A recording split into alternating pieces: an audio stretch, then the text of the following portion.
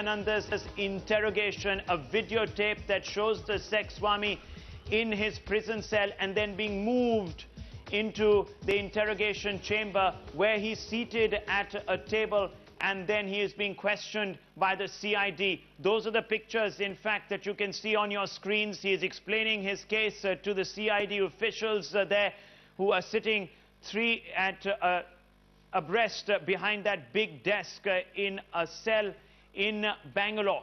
Nityanand was removed from his prison cell, in fact, and then brought to this interrogation center. He is said to have denied any links to any of those sex tapes.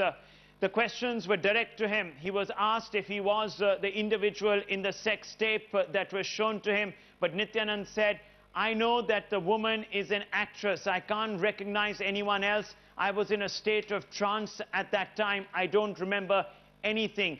Direct questions were asked on money laundering charges. The CID asked him, why are the idols made here and sold with American invoices? To that, Nityanand answered, and I quote, "It was all made here and sold there. The money directly goes to trust. There is no money laundering. All the money goes to the trust." The CID then follows up and asks him, where did the 39 crores in the trust come from? Mostly from donations, was the monosyllabic answer from Nityanand. All these confessions on the sex pact also were recorded on this particular tape that you can see on your screens. The CID asked him point blank, what about the non-disclosure agreement signed about tantric sex? Nityanand is reportedly told his interrogators, and I quote, "I know there was some agreement in place. My devotees have done it. I don't have any details. This was purely meant for devotees in America."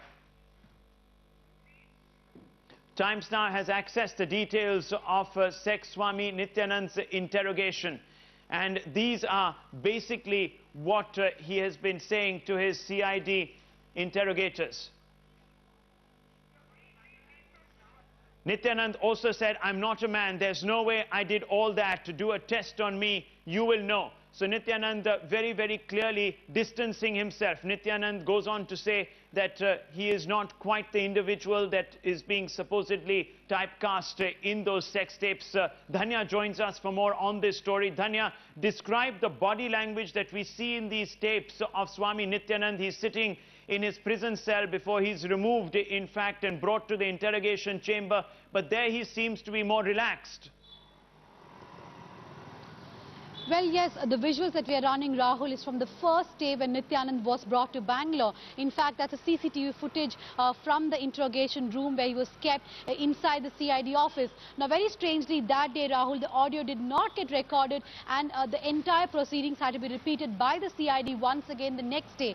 Now, what sources in the CID office tell us is that Nityanand was a very difficult man to interview because mostly he would answer in monosyllables. He was, of course, cooperating with the investigators, but not giving out much information. He kept denying that he was the one in the video. Now, he would go into trance in between. He would start meditating in between the questioning. So definitely it was not an easy task for the Bangalore CID, but they are hoping that they will get some sort of a breakthrough to make a watertight case against him. The questions, Rahul, were not just pertaining to the sleaze CD, but about more serious accusations about the charity trust, amassing wealth running up to almost 40 crore Indian rupees. Right, thanks indeed, Dhanya Rajendran. They're updating us on that story.